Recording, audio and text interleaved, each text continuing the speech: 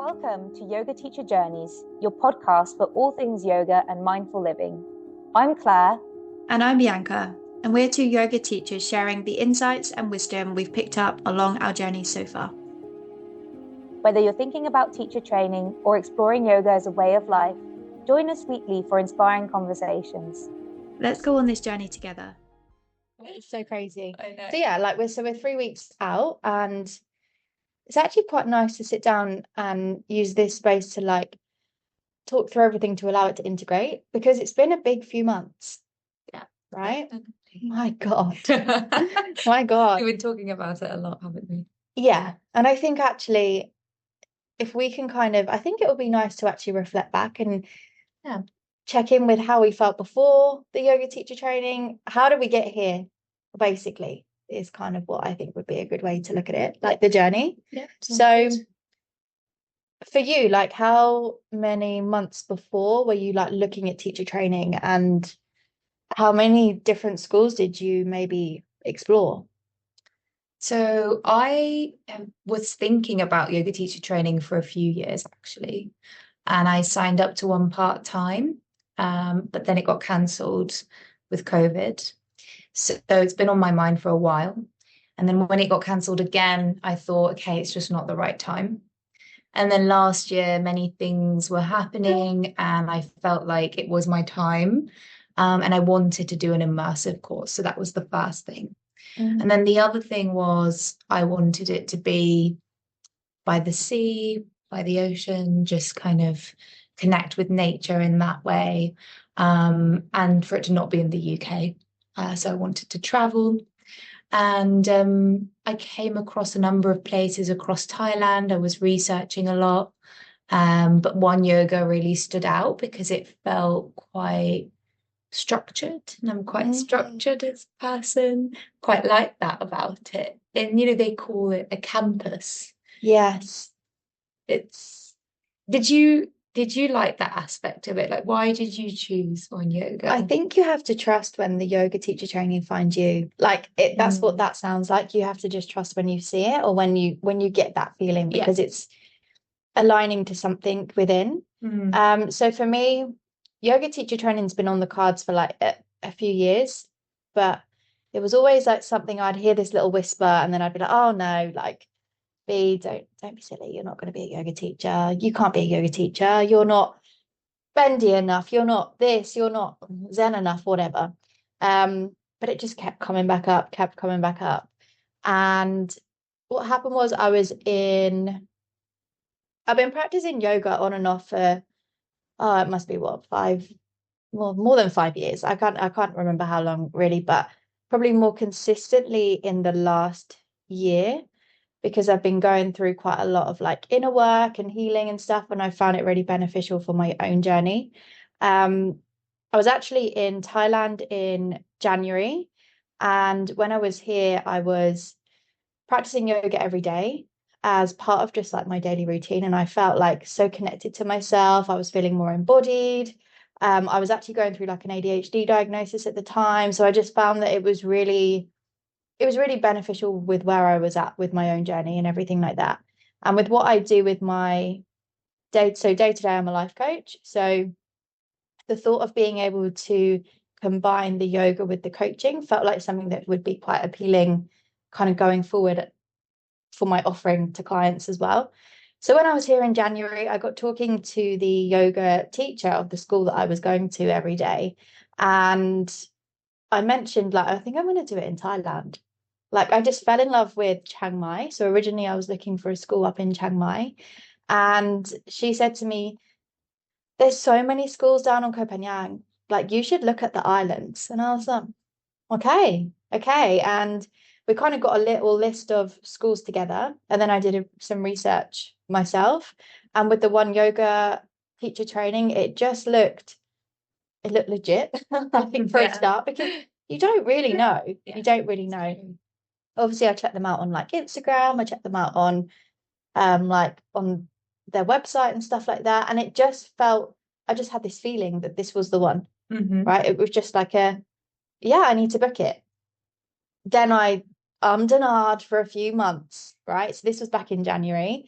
it must have got to the start of March, right? Oh, wow. No wonder why all the accommodation was sold out.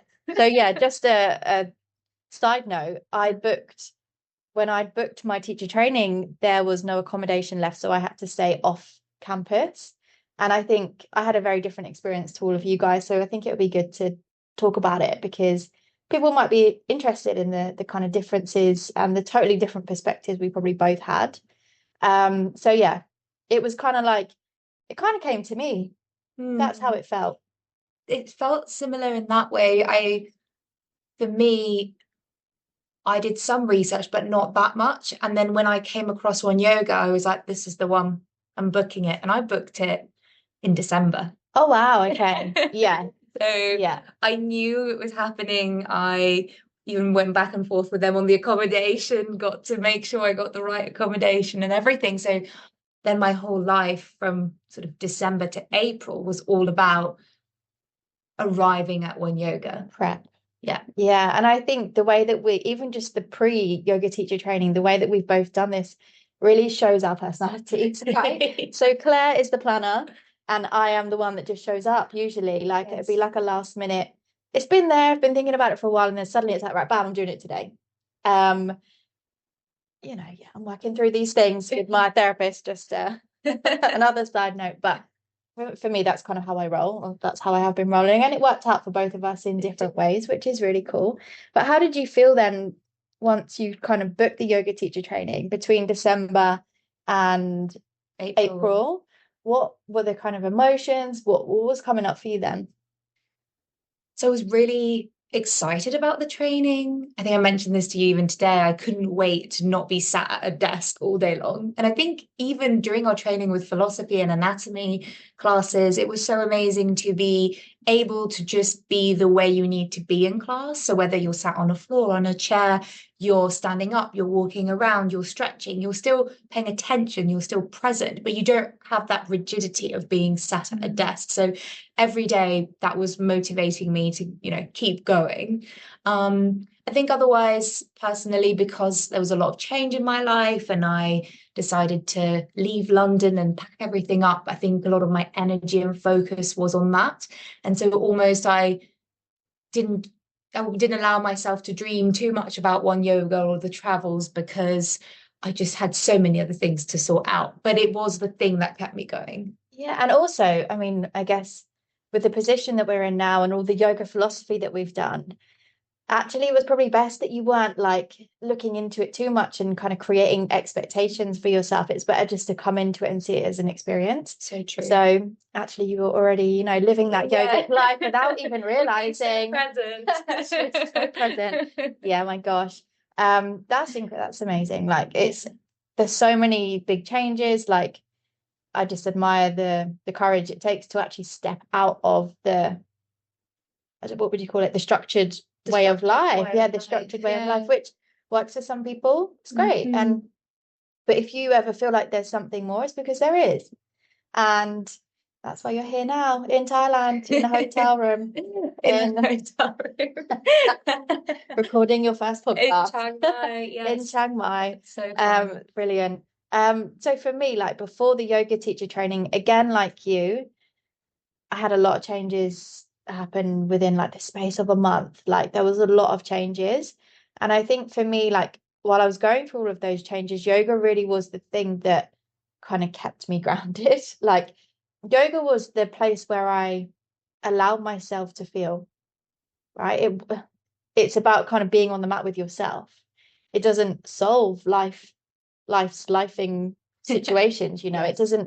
It doesn't stop life from lifing, but what it does do is it gives you the space to really feel and be with the experience that you're having in that moment. So even when you're going through the things, yoga's always going to be there, and it can look different every time you step on the mat. So for me, it was really because I was going through so much at the time where I was booking the yoga teacher training and like in the lead up, I think my practice became even more meaningful, because I was like, right, this is like, I can really feel how this is helping. It's a great tool to help you through life's ups and downs and twists and turns, right? So to actually be able to deepen my practice in an immersive experience, it was like, every day I was just falling in love even more. That's it amazing. was like, but I was also like, is this the right thing? I felt that inner critic coming through, like, am I going to be a yoga teacher? Like, am I good enough? You know, the usual kind of, is it right? Am I just rushing into it? And I think the lesson that I really learned quite quickly was there's no right or wrong. It's just an experience. And I think if you can kind of let go of that, you can really ease some of the anxiety. Because I was feeling like I was nervous and then excited and this and that. And I think I really had to have a word with myself and take the pressure off, because you don't know how it's going to look until you get there. Yeah. And there were many lessons along the way, which, I mean, we can have a different episode Yeah. for each one of those lessons that we've learned and all the teacher training philosophy. But I feel like that's quite a good insight into kind of how we found One Yoga, how we felt before we came in. Anything else you think would be worth kind of chatting through in the kind of in the lead up to, I suppose, doing the thing? The same question to you. What were your expectations and were they met? Oh, again, I think when you kind of go on this really, it's a spiritual journey, right? So I guess the expectation was that it would be a bit more uplifting and higher energy. That's true. Whereas for me, really, it was quite confronting and hard in parts. I really thought, oh, we're going to be doing yoga every day. We're going to be eating all this lovely fresh vegan food. And like, I don't know, in my head, it was kind of like, we're going to feel great all the time. But there were big highs and big lows. And I would say we had this kind of safety container where we were really able to feel it all. So my expectation was probably that I would feel more energized and nourished and great in myself, when actually it kind of just allows everything to come up, which maybe you've been avoiding or you've been distracting from. And so there was a right mixture of things, actually. Yeah, definitely. I would agree. And I think I also expected it to be more about the physical side of things, okay, the postures, the asanas, when really for me the philosophy was so eye-opening. Yeah. And I would look forward to philosophy every single day. And also being able to take every single lesson of that day away with me and apply it to my daily life and all the relationships that I have with family and friends. And so I think that was something I didn't expect, which was lovely, but also, as you say, confronting, and then it makes you reflect on your life. And again, yoga is so much more than just the physical postures. And I think I knew that on some level, but I didn't really kind of appreciate that as much. And I think when you're doing the yoga teacher training, you really have to embody this yogic lifestyle on and off the mat in that 4 weeks. Yeah. Right? It's not about what you're doing on the mat. It's not about the shapes. It's not about the postures. It's about the journey through yourself to the real you, if you know what I mean. It goes deep. We went deep. We went very deep. We went very deep. And, you know, it's probably taken us this long to actually be able to talk through it again, because it's like, we need to process what actually just happened there. And I think in that month, we really saw how yoga can help you to manage your mind, how it can help you to flow a bit easier through life, how it can improve your relationships, how it can, you know, help you to experience a more full and meaningful life just in that month. Which is incredible. Which is amazing. And we can't wait to share more about it. Like, yeah, so One Yoga, I would 100% recommend it. 5 stars. Absolutely. You know? Absolutely. Incredible teachers, incredible location, and yeah, just the content was amazing. Insane. The energy from the teachers was just such a wonderful balance and so different. Like, every teacher was so different, but I think they complemented each other so well. And I really feel like we got the best of all of the sessions, and it was a nice balance. Yeah, the place was amazing. Koh Phangan is an interesting place. It's an interesting vibe. I think it's a cool place to do the training. If you're going to do it. If you're going to do it, be in a spiritual bubble. Because even when we walked off campus, we still were within a wider bubble. We were in a bubble. And I think it's a very interesting place to be, but it's it's so special and unique, and so it's such a great place to experience it. I'm so grateful. Like, and again, it's such a privilege that we were able to go to Thailand to do our yoga teacher training. I totally appreciate that. But yeah, I would recommend it to anyone that's looking to kind of go down that route. The food was amazing. Those smoothie bowls in the morning. Definitely. So good. All about the smoothie bowls. Yeah, just there wasn't really anything.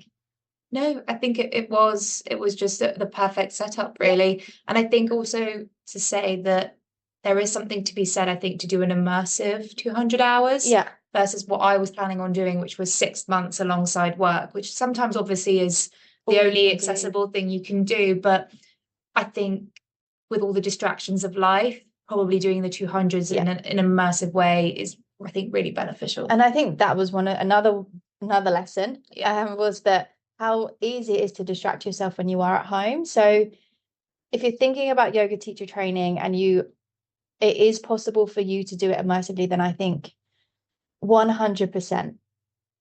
But there are other ways if not. Like, there's not one way fits all. And also then I think in some ways I was thinking if we were doing this over 6 months, it would give you more time to integrate the philosophy into your life, because it was a lot.